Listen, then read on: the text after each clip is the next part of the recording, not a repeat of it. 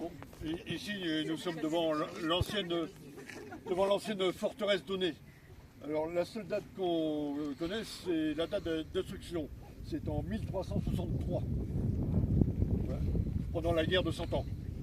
Alors la construction ici, juste au-dessus, nous sommes sur le territoire de Grimaud-du-Plessis. Donc toutes les parties, le Plessis, Roucan, le camp de Fontaine et tout ça, il y a plus de 10 000 hectares de terre. Voilà. Il est délimité par beaucoup de mottes castrales ou mottes féodales. Alors une motte castrale, c'est une élévation artificielle de terre pour construire, on va dire, un castrum, donc un château dedans. Motte féodale, c'est l'élévation seulement que de la terre. Voilà. Donc il y a deux doubles mottes à Saint-Martin-de-Salon, on lui dit les Trois Maries. Deux doubles, hein, j'ai bien dit. Côte à côte, il y a 350 mètres entre les deux. Il y a une double motte à Marsangue, donc c'est sur Saint-Jean-le-Blanc. Et il y a une motte toute proche qui est connue sous le nom du Moulin Rosseux et Anne-Fontaine.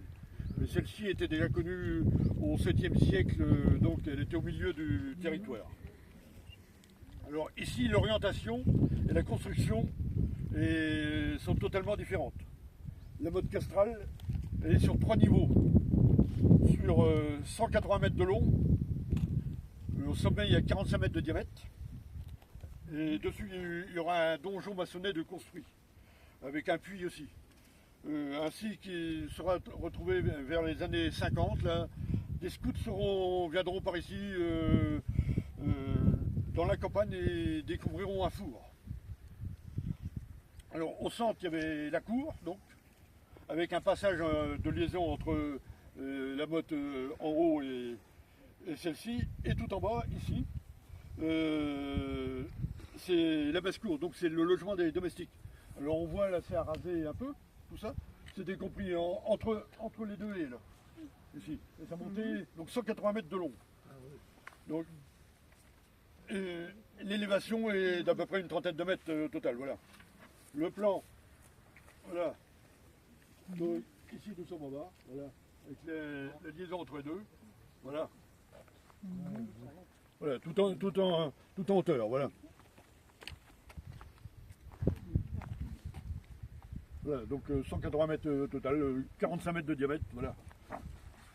Alors là, ici c'était arasé il y a quelques années pour pouvoir faire de la culture. Notamment il y avait toujours les fossés, tout ça. Au pire, il y a l'accès ici, on voit bien que c'est surélevé. Quand on descend de l'autre côté aussi, donc à gauche, donc par ici, il y avait un ruisseau. Donc c'est toujours utile, même s'il y a un puits, toujours utile d'avoir un ruisseau pour au moins se ravitailler un peu. De l'autre côté, il y avait un chemin et le rempart. Alors la date de la construction, c'est du XIe siècle, de la fin du XIe siècle au début du XIIe, par un certain Enguerrand, qui était le fils d'Hilbert de Lacy, premier baron connu d'Aunay.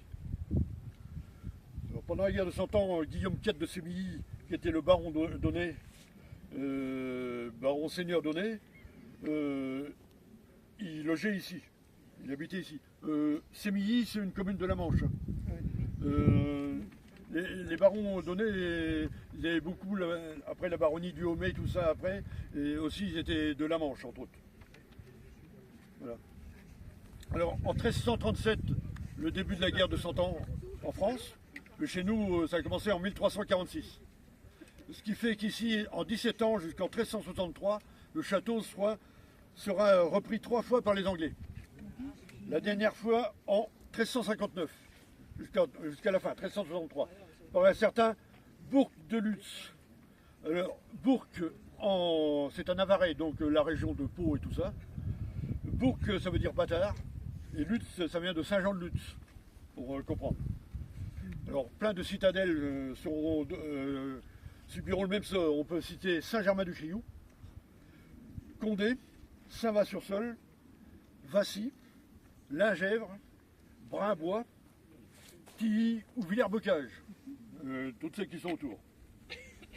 Le fief des Navarrais, donc d'un certain Charles le Mauvais, ils lui ont donné ce nom-là parce qu'il est venu nous donner quelques soucis dans la région, quoi. il sera dans le Cotentin pour la région. Il faut dire que les Anglais sont venus souvent faire un petit tour en France, ils arrivaient souvent par le port de Saint-Val-la-Hougue, hein, j'ai noté, à toutes les époques du Moyen-Âge jusqu'à les années 1800. Alors, malgré la rançon accordée à ces bandes par le traité de Bretigny donc en 1360, elles continueront à expulser le français des forteresses. Alors, on a le cas à Falaise, Bayeux ou l'expédition sur Caen.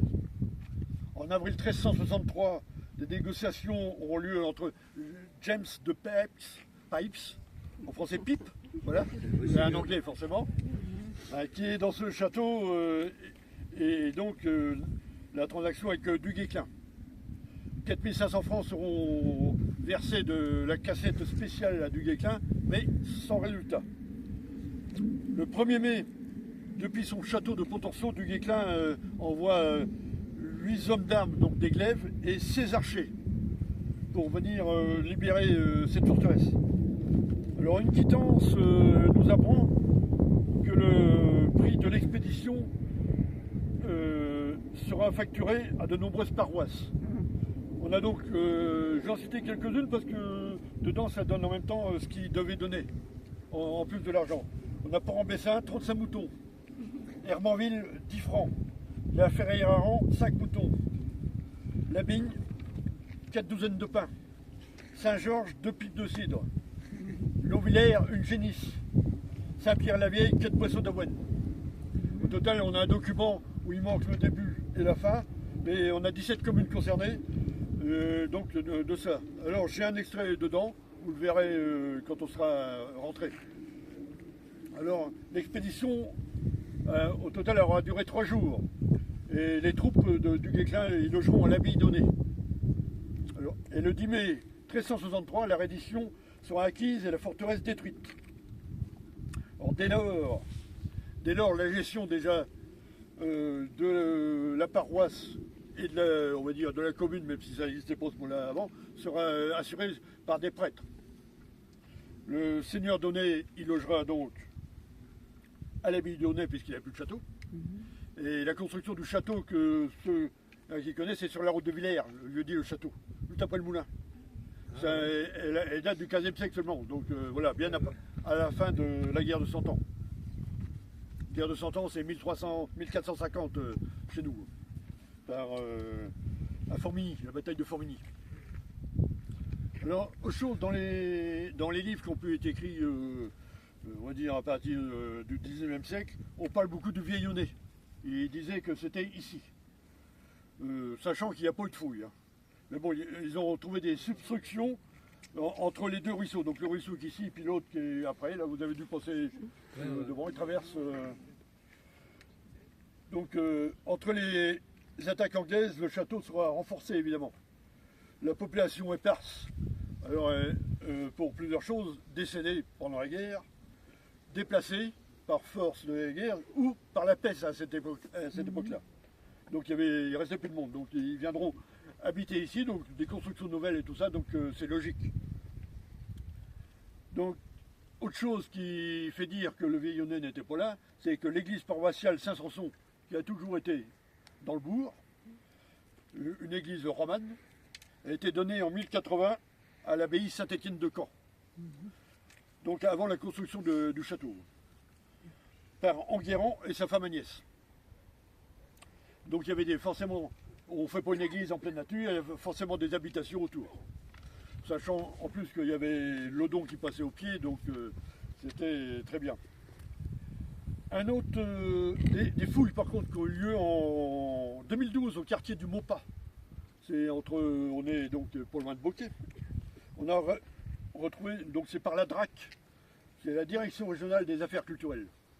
On a retrouvé des tuiles et des tessons de céramique gallo-romaine. Et aussi des fosses proto-historiques de l'âge de bronze. Alors, rien d'anormal pour l'ancienneté, puisque nous sommes ici sur l'ancienne voie romaine de Jublain à Vieux, qui passait donc au Plessis-Gribouux, à Roucan, qui arrivait à Aunay, qui passait à Beauquet, qui passait à l'arrière de l'église de Villy pour aller au camp d'Auto-les-Bailles et tout ça, voilà, pour rejoindre Bayeux. Et à noter, En plus, on m'a posé la question cette semaine que par rapport à Courtilbert, que cette voie, que ce nom de voie ou de hameau vient peut-être du nom d'Hilbert, le premier baron d'Aunay, ce qui aurait donné la cour d'Hilbert. Voilà, transformé en Courtilbert, voilà, au fil du temps. Donc on peut dire que le vieil Aunay, il n'était pas là au départ, il était disséminé un peu partout, mais pas là au départ, voilà. Alors, je vais vous parler du puits maintenant, du château. En 1664, un trésor sera trouvé au fond du puits. Ah, mais il y aura une audition de témoins quand même pour savoir. Mais bon, pas de résultat probant. Une étude en 1841 sur le bourg d'Aunay indiquera qu'une tradition populaire mentionne la présence d'un trésor considérable au fond du puits. Ah oui. Enfin, je vais vous lire un fait divers qui a eu lieu en 1894. Voilà.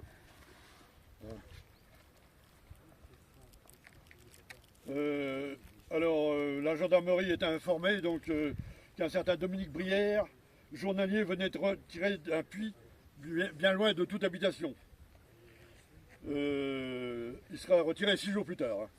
Les voisins ne le voyant plus, donc de certains propos qu'il avait tenus, donc ils décidèrent d'aller voir dans le puits, qui se trouve donc dans les bois d'Aunay, à environ 200 mètres de la route d'Aunay à Caudet. Donc voilà. Brière a déclaré qu'il s'était jeté volontairement dans ce puits, une profondeur de plus de 10 mètres, et qu'il avait été quitte pour quelques contusions. Il était resté là 6 longs jours sans boire ni manger, appelant au secours de toutes ses forces. Il n'avait été entendu par personne. Le précipice étant éloigné du chemin de toute habitation. Lorsqu'il s'aperçut que des gens étaient au-dessus, il appelait au secours.